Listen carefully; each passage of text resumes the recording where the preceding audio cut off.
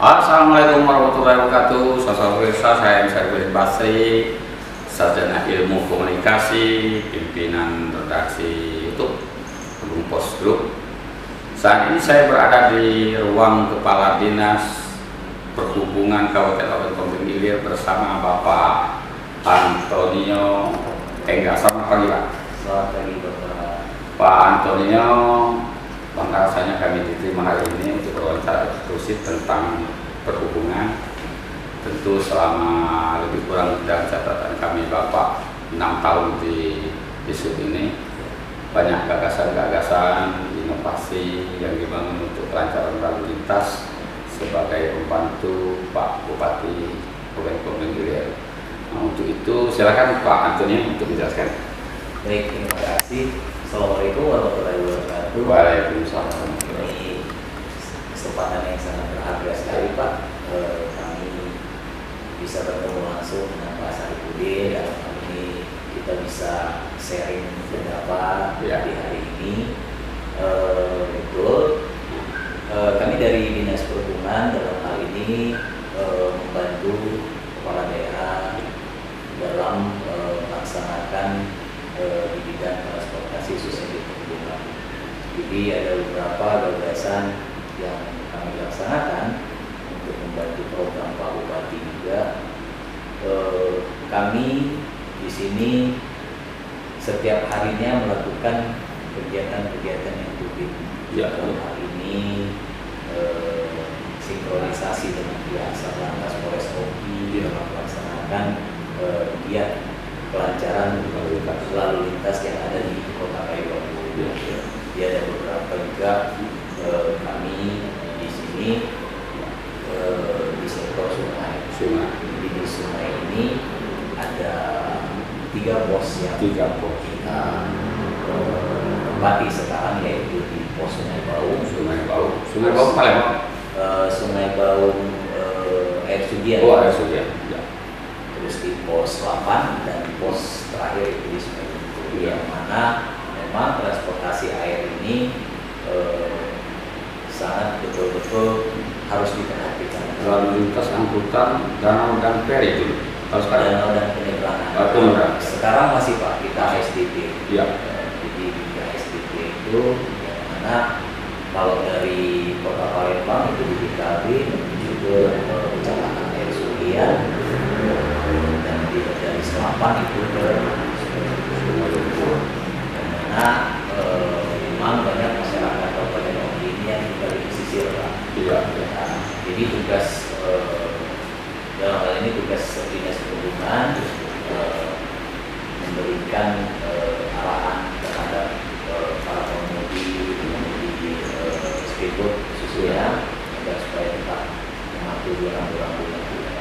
Apalagi sekarang musim penghujan ataupun gelombang besar, itu yang harus kita antisipasi. Iya. Selain dari itu, Pak Antoni, kan ada 2 aplikasi besar kelihatannya secara umum tugas di sini. Satu masalah rambu-rambu, kedua masalah laik tidak laik kendaraan dipakai. Ini bagaimana 2 sektor? Ya, jadi kita juga ada pengujian, Pak. Iya. Pengujian yang mana pengujian ini disitulah kendaraan yang melintas di daerah Kabupaten Oki harus kita uji kelayakan tersebut, Pak. Dan kami juga sekarang di pengujian sudah memakai e-Blue. E-Blue itu yang mana pada saat diuji kendaraan itu langsung terkonek ke Kementerian Perhubungan. Artinya elektrik. Iya, jadi dalam hal ini Kementerian Perhubungan memerintahkan ke daerah ataupun provinsi, kabupaten dan kota untuk membeli alat tersebut. Artinya kendalinya pusat ya? Enggak. Jadi koneksi Pak, yang mana kalau dulu kendaraan ini kan bisa dikirkan dalam artian mobil tidak datang tapi bisa kita bikinkan. Nah, kalau sekarang ini kendaraan itu harus datang Bila mana kendaraan ini tidak layak untuk diuji, maka tidak akan kita uji, Pak. Jadi walaupun kita paksa kendaraan itu seperti remnya blok, terus bannya, terus emisinya, nah itu yang menjadi pokok pemeriksaan. Ya. Jadi apabila memang tidak layak diuji, maka kendaraan itu kami kembalikan. Ada semacam batas waktu pemakaian, misalnya tahun sekian tidak bisa lagi dikir, tahun sekian bisa dikir dan mungkin sama sekali tidak bisa dipakai. Oh iya, jadi inilah kendala kita di Indonesia inilah Pak khususnya, karena kendaraan yang di bawah tahun 2000 itu masih beroperasi, tetapi kita tetap melaksanakan dengan uji kelayakan. Jadi uji kelayakan itulah gunanya untuk supaya kendaraan ini bisa beroperasi atau tidak. Artinya bukan karena mobilnya tua lantas tidak bisa lagi dikir. Kalau dia masih layak walaupun tua, tetap Pak. Kalau dari segi remnya, bannya, terus emisinya dia layak, tetap jalan. Karena walaupun kendaraan itu baru, tapi dia tidak layak untuk diuji, maka akan tidak connect ke kementerian. Dia ini cuman truk dan angkutan penumpang. Kalau kita di OKI itu hanya angkutan barang dan mobil pick up. Mobil pick up. Ya, terus mobil-mobil dinas kita yang memang kendaraannya itu global. Kalau mobil penumpang tidak. Kalau mobil penumpang sekarang ini kalau mobil angkot itu kan di OI Pak, banyak. Jadi kalau kita ini hanya kendaraan-kendaraan yang memang seadanya, seperti pick up, bisa kita uji. Kalau dulu banyak taksi ke Palembang, kalau sekarang mungkin sudah sudah berkurang. Bagaimana dengan para Bapak Antoni? Ya, jadi kalau untuk Kabupaten Oki khususnya di Kecamatan Kota Kayu Agung, rambu-rambu cukup banyak yang kita pasang, dan juga di kecamatan-kecamatan sesuai dengan permintaan masyarakat yang memang harus layak dipasangkan. Kabupaten Oki ini dilintasi jalan nasional. Jadi apabila rambu itu dibutuhkan di jalan nasional, maka kami Dinas Perhubungan akan berkoordinasi dengan BPTD 7 wilayah Semester Babel, yang mana BPTD 7 Semester Babel ini perwakilan kementerian yang ada di daerah. Kalau di sub ini dia diizinkan untuk razia tentang kelayakan kendaraan. Oh iya, jadi kami rutin Pak. Jadi koordinasinya itu dengan kementerian, provinsi, dan kita kabupaten. Dan kita harus melibatkan juga pihak dari kepolisian dan TNI. Yang mana overloading Pak. Jadi kapasitas kendaraan yang overloading itu akan kita tindak.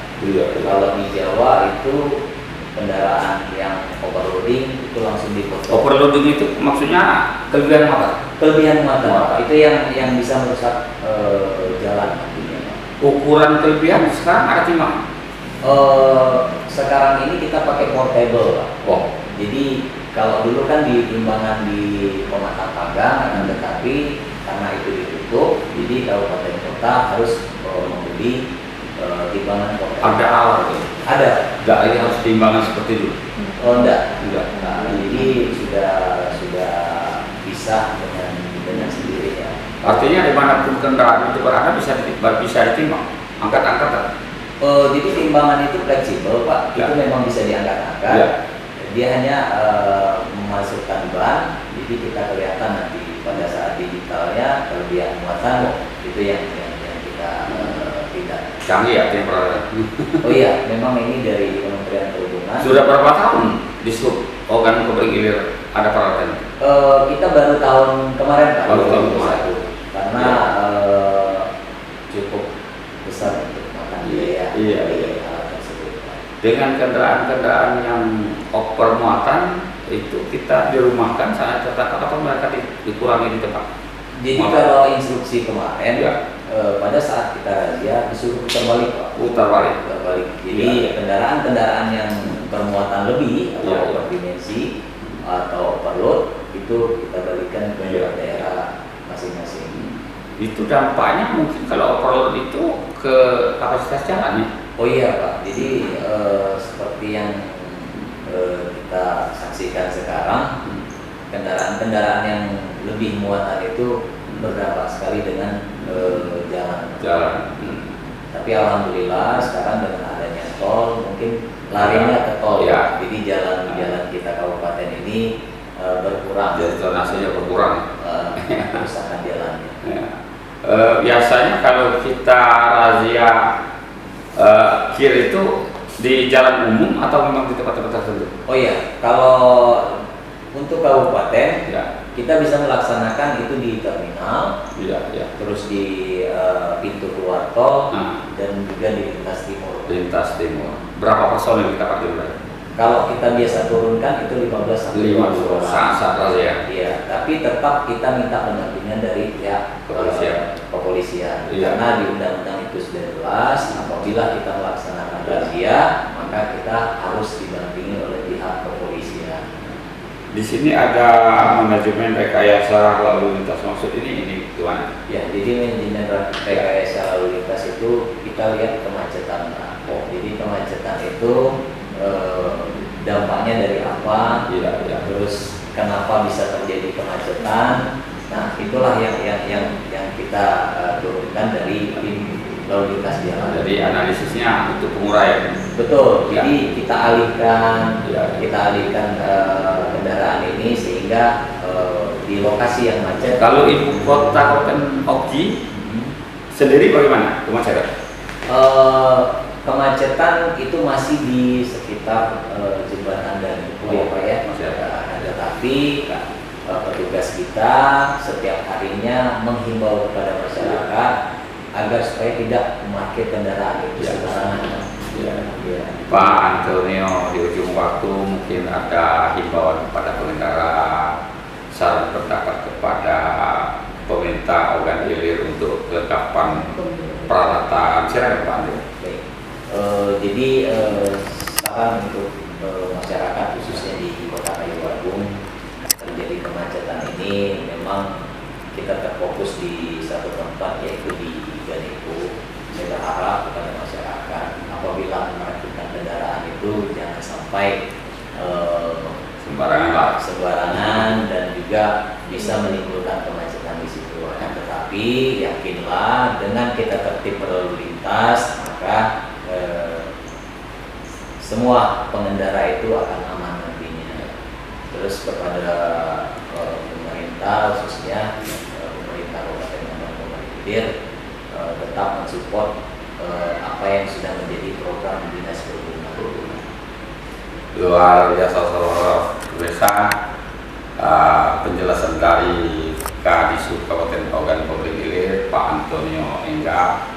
Dan kita semua tadi sudah dihimbau supaya berlalu lintas bagi yang berkendaraan supaya dapat berhati-hati memarkirkan kendaraannya supaya di jalur yang benar. Saudara bisa demikian wawancara kami, lebih kurang kami mohon maaf kepada Allah. Saya menampung, saya Wassalamualaikum warahmatullahi wabarakatuh.